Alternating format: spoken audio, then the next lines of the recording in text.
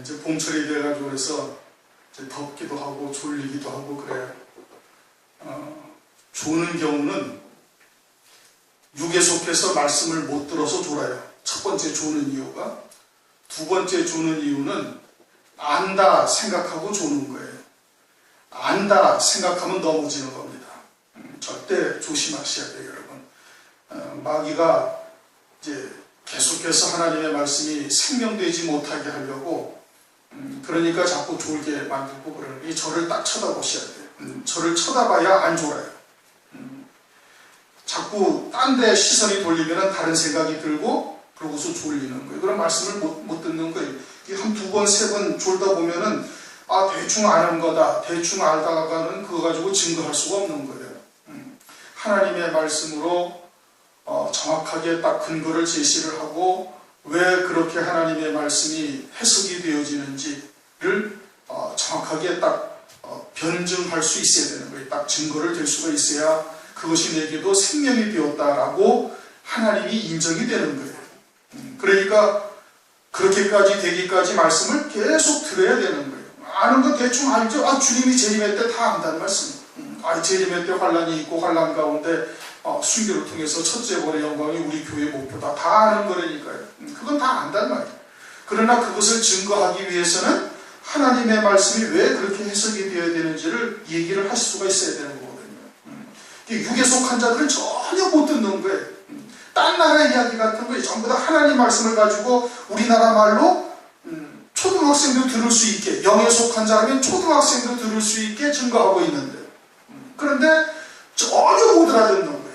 육신에 속해가지고 뭔 소리를 하는지 전혀 깨닫지를 못하는 것이죠. 육에 속했으니까 못 알아듣는 거예요. 그 다음에는 조금 안다 하니까 졸리는 거예요. 그전에도 다 한번 들었던 말씀이야. 그런 게 졸리는 거예요. 마귀가 그 말씀이 생명이 되지 못하게 딱 만들어 버리는 거예요. 더군다나 이제 봄철 됐으니까 이제 졸리기도 얼마나 쉬워요.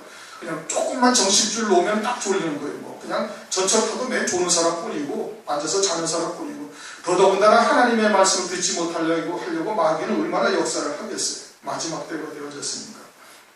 그러니까 저를 쳐다보셔야 돼요. 저를 쳐다보셔야 안 졸리고 말씀을 딱 들을 수가 있는 거예요.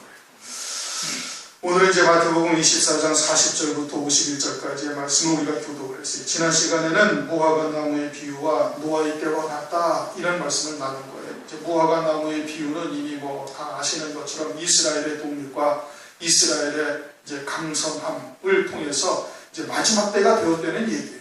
주님이 재림이 이제 아주 문 앞에 이르렀다. 그 문이라는 것을 우리들에게는 새 예루살렘 성 문을 말하는 거예요. 일반적인 의미야 아주 임박하다, 그렇게 해석을 할 수 있지만 아주 임박하다라고 해석하는 것 가지고는 우리에게는 부족해.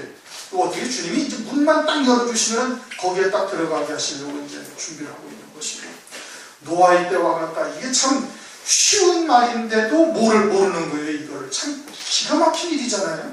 이게 감춰져가지고 알아듣지 못하는 거예요. 노아의 때와 같다라는 말씀만 제대로 잘 깨달아도 교회들이 정말 경성을 할 겁니다. 정말 땅을 치고 하나님 앞에 막 기도하면서 노아의 때와 같이 망하는 자가 되지 않도록 할 것을 위해서 하나님께 기도할 것 아니겠어요? 그렇게 기도하는 자들에게는 하나님께서 그 길을 열어주실 거예요? 안 열어주실 거예요? 당연히 열어주시는 거예요. 당연히 들을 수 있게 하는 거예요. 그런데 그 부분이 전혀 보이지 아니하는 거예요. 보이지 아니하니까 어떻게 읽어도 그냥 넘어가는 거예요. 창세기는 수도 없이 읽었을 겁니다. 성경. 그렇죠? 성경 읽으려면 창세기부터 시작을 해요. 창세기는 좀 재미있거든요. 그런데 수도 없이 읽었고 노아의 때 6장, 7장을 아마 몇십 번씩은 읽었을 거예요. 금년에는 또 성경 한번 읽어야지 하고 시작을 어디서부터? 창세기부터 하는 거예요. 그럼 한 10여 장까지는 아주 재미있게 술술 읽어나가니까 노아의 때까지 얼마나 많이 읽었겠습니까? 그런데 노아의 때 무슨 일이 벌어졌는지를 봐도 모르는 거예요. 기가 막힐 일이잖아요. 그래가지고 어떻게 멸망당하는 거예요. 그러면서 오늘날 40절, 41절 이 말씀도 또 그렇게 해석을 한단 말이에요. 그때 두 사람이 밭을 갈고 있으며 하나는 데려감을 당하고 하나는 버려둠을 당할 것이요, 듀여자가 매를 갈고 있으며 하나는 데려감을 당하고 하나는 버려둠을 당할 것입니다. 휴거된다라고 얘기를 합니다. 대부분 교회들이 다 휴거된다는 거예요. 환란 전에 다 휴거되는 것이 여기도 기록이 되어 있다. 데살로니가전서 4장 16절, 17절 말씀, 휴거 된다고 한다. 또 더 오늘날 뭐 그런다고 합니다. 요한계시록 11장에 두 증인이 1260일 동안 사역을 하고 순교하고 3일반 후에 그 시체를 하나님께서 일으켜서 하늘로 그냥 끌어올라가 버리셔요. 그렇죠? 그게 휴거라고 주장한답니다. 그리고 휴거가 환란 전에도 있고 환란 중간에 한 번 있고 환란이 끝날 무렵에 또 있다는 얘기예요. 예비처로 가서 환란이 끝날 무렵에 또 있다고. 이런 기가 막힐 참 해석들이 오늘날 범람하고 있는 거예요. 그래서 환란을 통해서 이루신 구원들을 다 가리고 있다 이겁니다. 하나님 데려감을 당한다는 것이 휴거라는 단어와는 자체적으로 다른 거예요. 그렇죠? 그냥 문자 자체도 달라버린 거예요. 데려감을 당한다는 것이 휴거와는 전혀 다른 거다 이겁니다. 그리고 또 한 가지는 우리가 성경을 볼 때 요 두 절만 40절, 41절만 딱 떼어서 보면 안 되는 거예요. 그 앞과 뒤를 같이 봐야 돼. 노아의 때와 같다. 하신 말씀하셨죠? 노아의 때와 같다. 노아의 때 노아는 어떻게 했어요? 방주 짓는 중심으로 온 전심전력 방주를 짓는 것을 위해서 신앙생활을 한 거예요.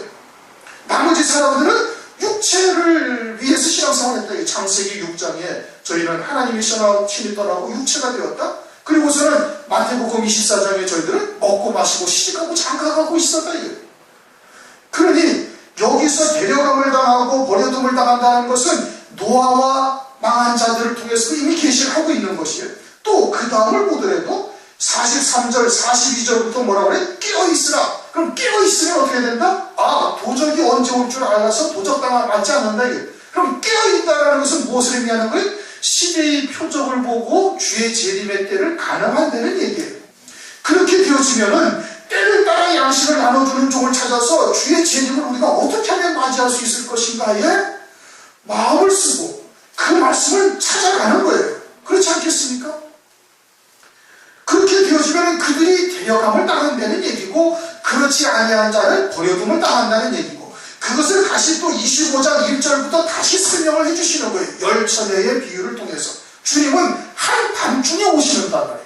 한밤중에 오셔서 다 졸며 자는데 그리고 그때 별도의 기름을 준비한 자들만 재림하신 주님을 신랑으로 맞이하는 것이고 그것이 깨어있으라 13절 다같이 25장 13절을 다시 한번 읽어보겠습니다. 시작. 그런즉 깨어있으라 너희는 그날과 그 시를 알지 못하느니라.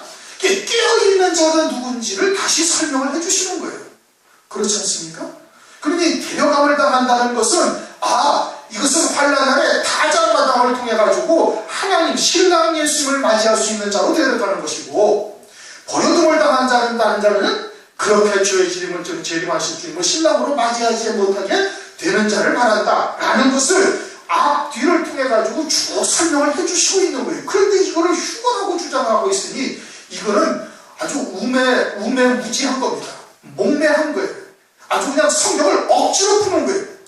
자기들의 입맛에 맞춰서 억지로 풀고 있는 거예요. 베드로후서 3장 18절 16절인가 말씀합니다. 성경을 억지로 풀다가 스스로 멸망하느니라. 그런 자리로 가는 겁니다. 그러니 데려감을 당한다는 것은 재림하실 주님을 신부로 맞이할 자들만을 말하는 거예요. 휴거를 말하는 게 아니다 이겁니다. 버려둠을 당할 자들은 신부로 맞이하지 못할 자들을 지금 말씀하고 있는 거예요. 그리고 데려감을 당하는 자들은 반드시 깨어있는 자들이고 깨어있으면 시대의 표적을 통해서 말세지말 주의 재림의 때를 가늠하는 자들이고 재림의 때를 가늠하니 그러니 때에 따른 양식을 먹을 수 있는 자예요. 먹는 자예요. 반드시 그들에게는 하나님께서 때에 따른 양식 재림하실 주님을 신부로 맞이할 별도의 기름 이제 25장에서는 그것을 별도의 기름이라고 말씀하셨어요. 그렇죠? 기름은 성령이라는 것은 뭐 이제 일반적인 상식화되어져 있어요. 기름 부음을 받는다면 성령의 충만함을 받는다. 그럼 기름이라고 말씀하셨는데 요한계시록에 가서는 그 기름이 7영으로 바뀌셔요. 7영. 7영이라는 것은 우리가 이미 이제 요한계시록을 통해서 알고 있지만 스데반 집사를 통해서 7영의 뜻이 무엇인지를 알려주시고 7영으로 충만함을 입으면 결국은 어떻게 되는 거예요? 순교하는 거예요. 순교를 통해서 신랑 예수님을 신부로 맞이하는 자가 되는 것이고 또 7영이라는 것은 성령이라는 것은 요한일서 5장 7절에 뭐라고 말씀하시는 거 아니 성령은 진리니라. 아주 그냥 뭐 이런 무고한 말들이 딱 필요가 없으니까 성령은 뭐다? 진리다. 내가 너에게 이른 말이 영이요 생명이다. 그러면은 마지막 때에 재림하실 주님을 맞이할, 즉 환난 가운데 이루실 하나님의 구원의 뜻을 깨닫고, 즉 첫째 부활의 영광이 얼마나 어마어마한 영광이며 새 예루살렘에서 어린 양이 안에 장자들의 총에 이 어마어마한 하나님의 그런 영광들을 깨닫게 되어진다면, 그러면 어떻게 된다? 기꺼이 버릴 권세로 자기의 육신의 목숨을 버리는 자의 반열에 딱 쓰는 거예요. 주님처럼. 그래서 그리스도의 신부가 되게 하시는 역사라는 것을 성경을 통해서 알게 된다 이거예요. 그래가지고 어떻게 순교의 영광, 순교자의 영광을 깨닫고서는 그 길을 기꺼이 갈 수 있는 믿음의 용사들이 되는 거예요. 그게 데려감을 당한다는 본질적인 의미예요. 휴거가 아니다 이겁니다. 그리고서 또 다른 사람, 또 다른 그때는 언제를 말하는 거예요? 환난의 때에. 환난의 때에 두 사람이 밭에 있으면 밭은 뭐 하는 거예요? 일을 하고 있는 거예요. 세상은 멸망받고 교회는 구원받는다, 이게 아니란 말씀이에요. 둘 다 밭에 있어요. 밭에 있다는 것은 일을 하고 있다 이게. 심고 가꾸고 또는 뭐 추수를 위해서 땅에서 끌어내고, 어쨌든 두 사람이 다 밭에 있어요. 이건 교회에서 함께 일을 하고 있는 거예요. 주의 종만을 말하는 것이 아니라 성도들은 성도들대로 다 밭에서 일하는 거예요. 똑같이 일을 하는 거예요 여러분. 목사만 일을 하는 것이 절대 아니라니까요. 성도는 성도들대로 다 같이 일을 하는 거예요. 이 말씀을 듣는 여러분들이 내는 헌금을 가지고 주의 종이 선교를 해요. 그러면 누가 하는 거예요? 다 같이 하는 거예요. 일을 다 누가 하는 거예요? 똑같이 밭에서 일을 하는 거예요. 각자 또 주어진 삶의 환경을 통해서 또 일을 하는 거예요. 그래가지고 그리스도의 생명의 빛을, 그리스도의 향기를 여러분들이 각각의 처소에서 발해서 그들도 그리스도의 빛을 받는 자들이 될 수도 있는 것이거든요. 그렇게 다 밭에서 일하는 거예요. 그래서 때로는 심기도 하고 김을 매며 가꾸기도 하고, 이제 마지막 때는 어떻게? 땅에서 베어내는 일을 한단 말이에요. 무엇으로 베어내? 하나님의 말씀의 법으로 다 베어내는 일들을 하는 거예요. 그렇게 밭에서 일을 하는데, 그렇게 깨어있으며 때에 따른 양식을 준비하여 먹고 있는 자들은 추수의 일을 할 것이고, 아닌 자들은 어떻게? 아닌 자들은 노아의 때와 같이 먹고 마시고 시집가고 장가가는 일로 하고 있는 거예요. 그것이 신앙의 목적이 되어져 있다 이겁니다. 다 같이 똑같이 일을 하는 거예요, 교회에서. 그런데 한쪽은 어떻게? 데려감을 당한 자들은 베어내는 일을 하는 거예요. 보아스의 밭에서 추수하는 일꾼들처럼 베어내는 일을 하는 거예요. 그러면서 룻과 같은 신앙을 어린 양의 안에 그리스도의 신부로 세운다 이겁니다. 보리밭에서. 그런 일을 하는 거예요. 두 사람이 다 같이 일을 하고 있다. 이건 교회를 말하는 거예요. 교회 가운데, 하나님의 백성들 가운데 그렇게 데려감을 당하는 자가 있고 버려둠을 당하는 자들이 있다라는 뜻인 겁니다. 일하는 밭이. 그 다음에는 뭐라고 그러지? 매를 갈고 있다. 두 여자는 교회를 말하는 것이죠. 매를 갈고 있다, 맷돌을 갈고 있다 이겁니다. 맷돌을 갈고 있다는 것은 뭐예요? 양식을 만들고 있는 거예요. 양식을 만들고 있는데 데려감을 당하는 자는 때에 따른 양식으로 먹이는 일을 하는 것이고, 그와 같은 교회인 것이고, 버려둠을 당하는 자는 먹고 마시고 시집가고 장가가는 것을 위한 말씀으로 먹이고 있는 거예요. 여자가, 교회가, 주의 종이 그와 같은 맷돌을 갈고 있다. 이게 양식을 만들어서 그걸 먹이는 거예요. 그걸 먹이는데 신앙생활을 어떻게 하느냐, 무엇을 신앙생활의 목적을 삼고 있느냐, 방주짓는 신앙생활, 방주짓는 말씀으로 신앙생활을 하는 곳이 있고, 또 한 곳은 그냥 먹고 마시고 시집가고 장가가는 말씀으로 신앙생활을 하고 있는, 그와 같은 말씀으로 맷돌을 갈고 있다 이겁니다. 여자가. 그런데 하나는 데려감을 당하고 하나는 버려둠을 당한다, 이런 뜻인 거예요. 그런즉 어떻게 하고 있으나? 깨어있으라는 얘기예요. 깨어있다라는 것은 잠을 자지 않고 있다는 얘기인데, 그것은 육신의 잠을 말하는 것이 아니죠. 육신의 잠을 말하는 것이 아니라, 이제 마태복음 26장을 가면 이제 겟세마네 동산에서 그것을 명확하게 말씀을 하고 있어요. 지금 계속해서 주님이 지금 예루살렘에 와가지고 유대인들과 장로들과 제사장들에게 고난을 당하고 죽임당하실 것을 여러 차례 걸쳐서 제자들에게 말씀을 하셨어요. 그리고는 겟세마네 동산에서 땀방울이 핏방울이 되도록 기도를 하셔야 되고, 간절히 기도. 주님도 육신을 입으셨으니까 십자가 위에서 당할 고통이 얼마나 큰지 당신도 아시는 거예요. 그러니 그것을 위해서 정말 이 자리에서 좀 지나가게 해주시고, 아버지의 원대로 되길 원하나이다. 그렇게 기도하는데 돌 던질 만큼의 거리니까 여기서 돌 던지면 저만큼이니까 저쯤에서 제자들이 따로 기도하고 있다 이거예요. 그러면 주님이 그렇게 기도를 하는데 제자들이 자더라. 주님이 와서 보니까 자더라. 실제 육신의 잠을 자고 있나요? 이 상황이 어떠한 상황인 것을 제자들이 모르나요? 안단 말이에요. 알고 있는데 잔다고 주님이 말씀하고 있고, 왜 자냐? 그 눈이 피곤해되는 거예요. 아니 잠을 자면은 온몸이 피곤해가지고 그냥 손가락 하나도 까딱할 힘이 없을 정도가 되어져야 그 상황에서 잠을 자죠. 그런데 눈이 피곤하다.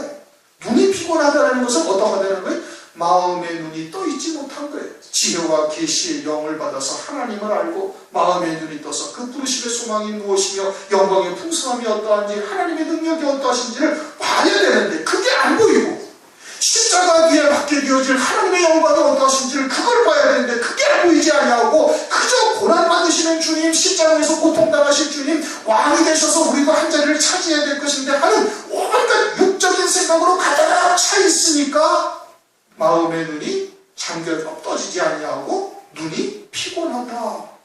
그렇게 말씀하시는 거예요. 육에 속한 생각으로 완전히 육에 치우쳐서만 살고 있으니 그게 잠을 자는 거예요. 영적인 생명은 잠을 자고 있다. 이건 성령께서 배 고물에 베게 하고 주무시는 거예요. 주님이 그렇게 주무시듯이 하실 일이 없으시니까. 영이 이미 죽은 자예요. 영이 이미 잠자고 있으니까 성령이 하실 일이 없어요. 성령이 그 영이 거소가 되어져서, 그 영이 거처가 되어져서 하나님의 말씀을 깨닫게 하고 하나님의 말씀을 생각나게 하고 시대의 표적을 보게 하고 하셔야 될 텐데, 영이 자고 있으니까, 영이 죽어 있으니까, 육으로만 살고 있으니까 영이 하실 일이 없는 거예요. 성령이. 그런데 어떻게? 눈이 감겨져 있더라. 그렇게 말씀하고, 그게 잠자는 자다 이겁니다. 육신의 잠을 자지 말고 깨어있으라 이런 뜻이 아니잖아요. 영으로 사는 자가 되어졌으면 반드시 깨어있는 자의 증거는 뭐예요? 시대의 표적을 보는 거예요. 천기는 분별할 줄 알면서 시대의 표적을 보지 못하느냐? 마태복음 16장에 말씀을 하고 있죠. 그럼 이미 잠자고 있는 거예요. 그것을 보는 자는 깨어있는. 근데 오늘날 다 안다고 하는, 다 말세지만 이라고 얘기하잖아요. 말세지말이고 주의 재림의 때가 가깝다고 얘기 안 하는 그리스도인들이 있습니까? 없어요. 그럼 그들도 다 깨어있는 자냐? 아니라는 것입니다. 그 깨어있다라는 것은 그와 같은 시대의 표적을 봤으면 반드시 때에 따른 말씀을 찾게 되어져 있는 거예요. 찾지 아니한다? 그리고는 먹고 마시고 시집가고 장가가는 일로 살고 있다? 그것이 신앙의 목적이 되어져 있다? 그건 영적으로 잠자는 자들이다 이 뜻인 겁니다. 그들은 어떻게 된다? 버려둠을 당한다 이겁니다.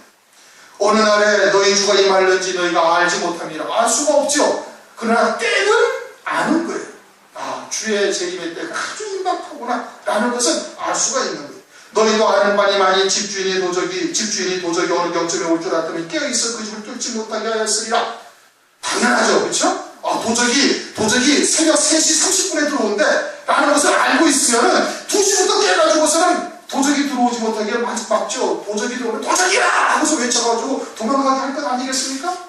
그러면 주님의 재림의 때가 임박했다라는 것을 깨닫는 자는 어떻게 하고 있어요? 깨어있는 거예요. 어떻게 하면 주의 재림을 맞이할 수 있을 것인가? 신부가 되는 것이 과연 무엇인가? 교회가 다 과연 노아의 때와 같다 하는데 과연 교회가 다 휴거되고 세상은 멸망당한다는 얘기가 등등 성경을 통해서 하나님의 말씀을 통해서 주의 재림을 어떻게 맞이할 것인지 상고하고, 그리고 그에 따른 말씀을 증거하는 종들을 찾아서 그 말씀을 통해서 재림하실 맞이할 직분을 준비하게 되는 것이죠. 그러니까 이러므로 너희도 예비하고 있으라. 뭘 예비하는 거예요? 신부로서 단장하는데 예비하는 거예요.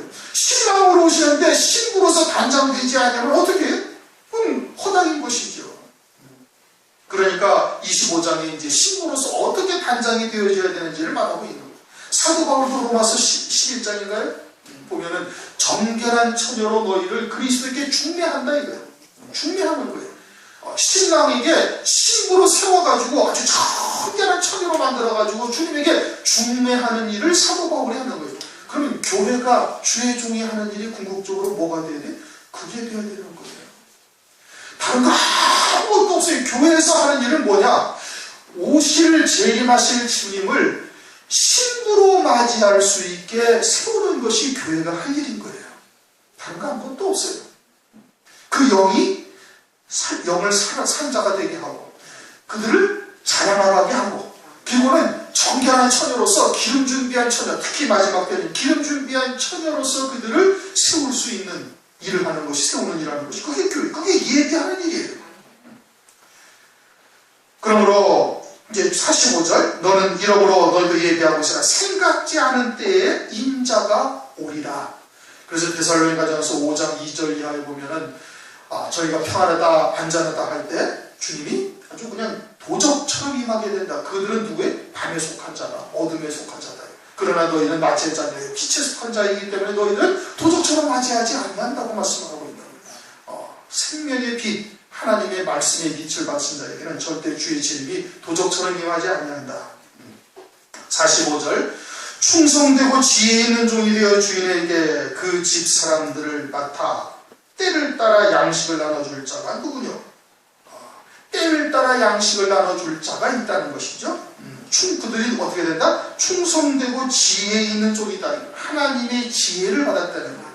그래서 요한복음 3장 34절에 하나님께서 보내신 자에게는 하나님께서 성령을 한량없이 부어주셔서 하나님의 말씀을 하게 한다는 것이죠.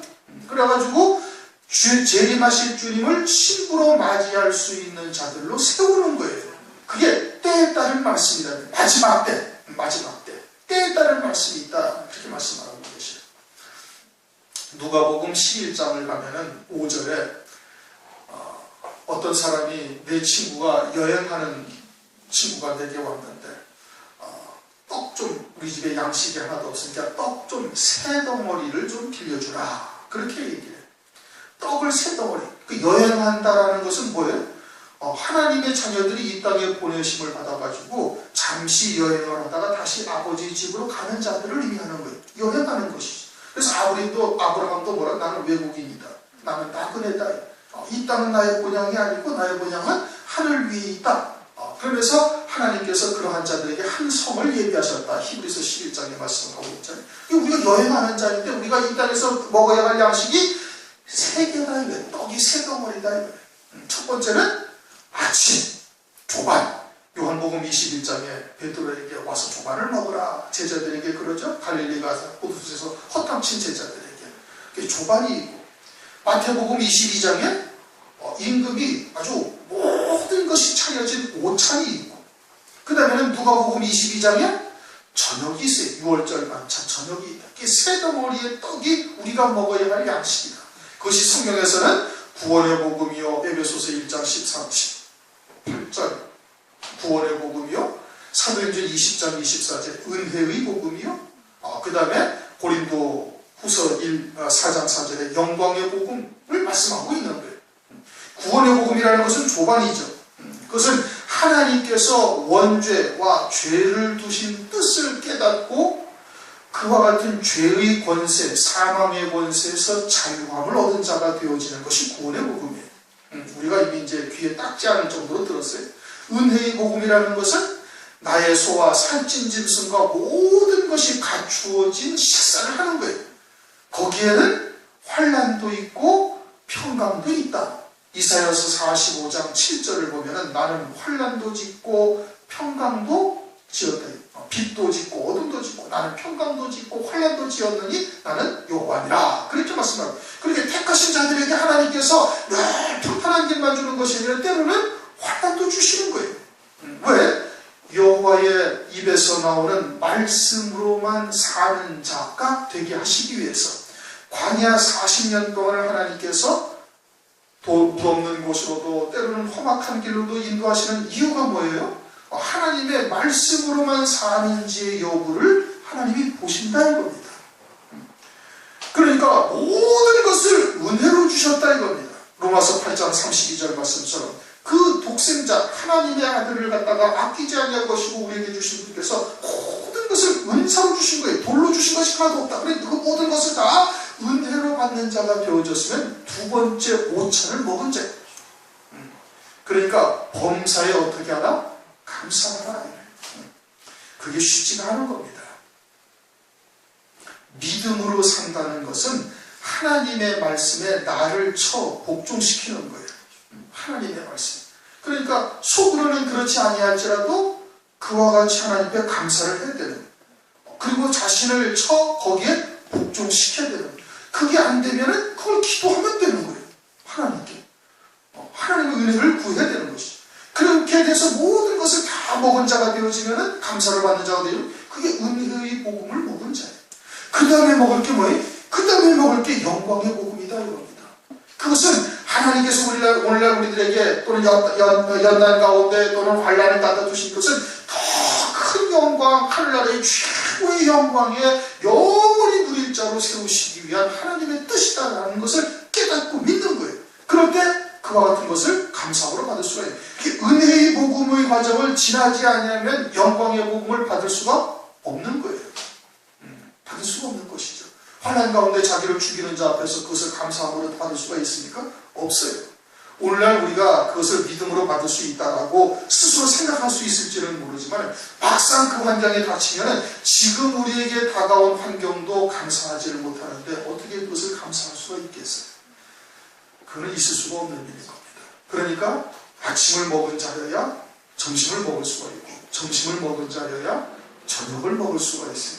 그 저녁을 주님께서 누가복음 22장 15절에 뭐라고 해요? 이 유월절 양을 유월절을 내가 너희와 먹기를 원하고 또 원해야 돼. 주님의 뜻이 그거예요. 그것을 먹는 자가 되기를 하나님이 바라시는 거예요. 그런데 이것을 먹기를 원하고 또 원하셨다. 오늘날 우리들에게도 하나님께서는 그 유월절 양식을 먹기를 원하고 원하시는 거예요. 그것은 저녁에 먹는 거예요. 어둠을 앞두고 먹는 거예요. 환난의 때를 앞두고 반드시 먹어야 환난 날을 넉넉히 이길 수가 있는 거예요. 그것이 뭐예요? 그것이 때에 따른 양식인 거예요. 노아의 때와 같은 때에 먹어야 할 양식인 거예요.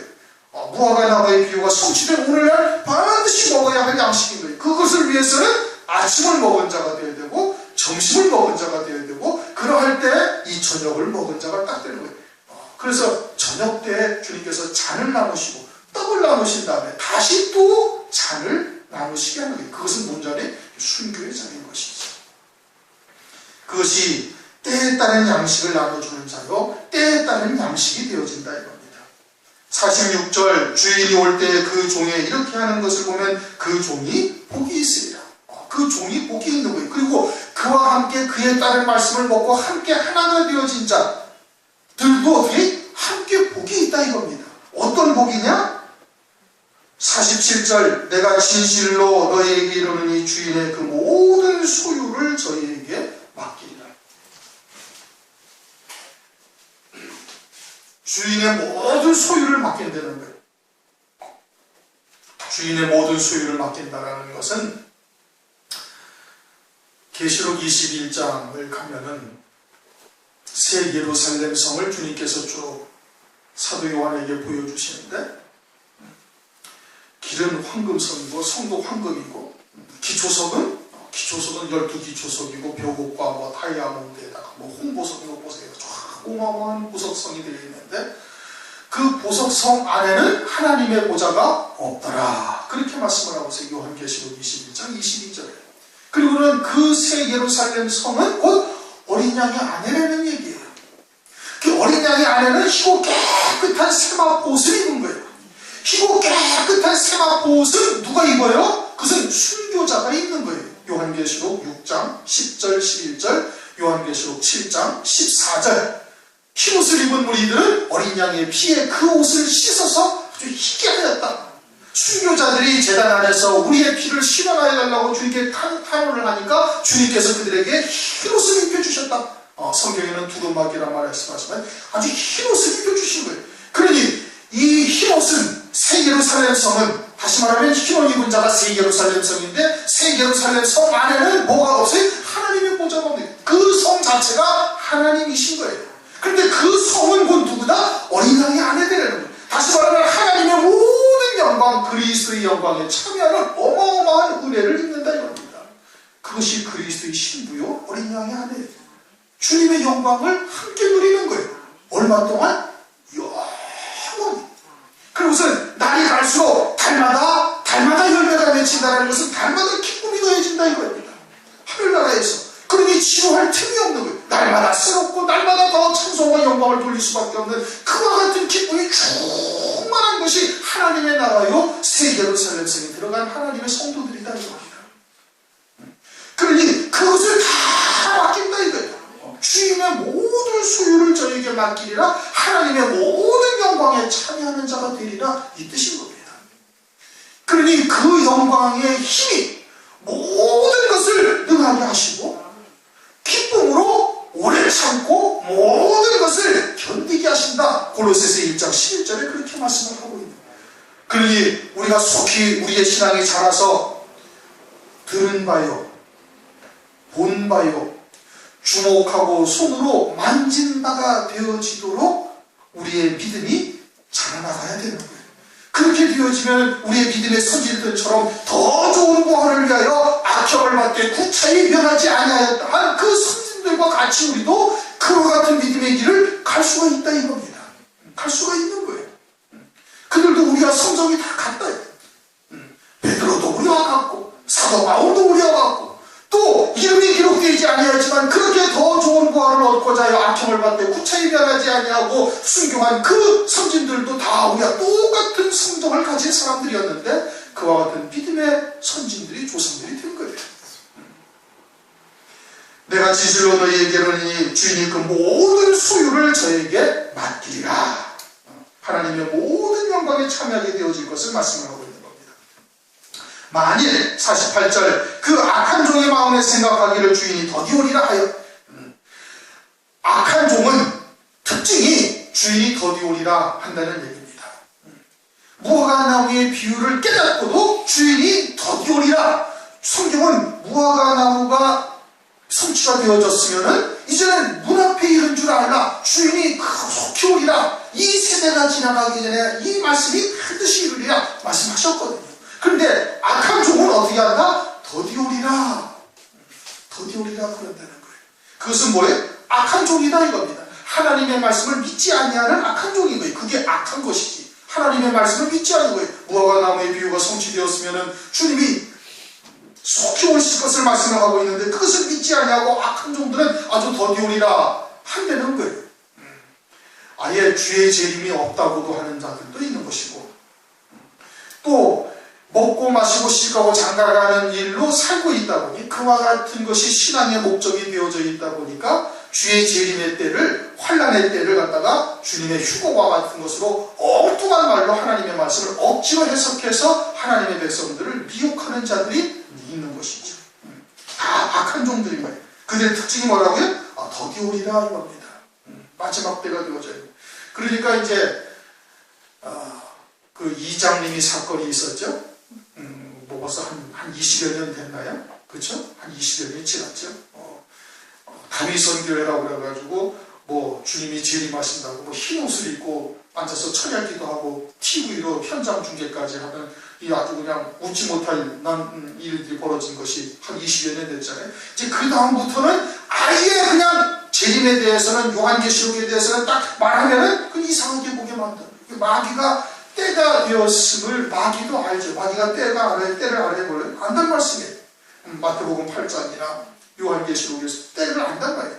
마귀도 자기의 때를 알고 있으니까 교회가 요한계시록이나 주의 재림에 대해서 언급하지 못하도록 미리 앞서서 그와 같은 일을 벌인 거예요. 그래가지고 교회가 그냥 요한계시록은 금서처럼 만들어버리는 이런 웃지 못할 일이 벌어진 거예요. 성경의 결론이요 주의 재림의 때 그리스도의 신부되게 하는 하나님의 말씀인데 그거를 보지 못하게 만들어버린 거예요. 사탄의 역사죠. 오늘날은 그런 것이 이제 많이 좀 완화돼가지고 뭐 여기저기서도 하고 있지만, 하고 있는 것이 다 어때?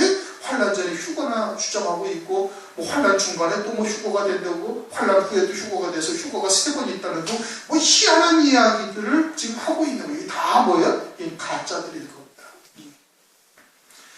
동무들을 때리며, 그 다음에 이제 49절 동무들을 때리며 뭐 주먹으로 친다는 얘기, 그것이 아니라 그와 같이 참된 것을 전하는 자들을 갖다가 이단시 하는 거예요. 뭐 휴거, 환란 전에 휴거가 되고 환란 중간에 또 그렇게 휴거가 있고 환란 후에 휴거가 된다는 점, 그렇게 교회는 그냥 열심히 교회만 가면 된다 그러면서 전부 다 먹고 마시고 시가고 장가가는 말씀으로만 살고 있는 거예요. 노아의 때 멸망당한 자들의 본을 보이셨음에도 불구하고 그들의 길을 그대로 쫓고 있는 것이죠. 그와 같은 말씀으로 살고 있는 자들, 그들이 어떻게 마지막 때 환란을 통해서 그리스도의 신부가 되게 하는 역사를 다 이단이라 하고 그냥 말로 치는 거예요. 때리는 것을 말하는 것이죠. 그리고서는 술 친구들로 더불어 먹고 마시게 되면 그 술이라는 것은 어떠한 술이에요? 음행의 포도주를 말하는 거예요.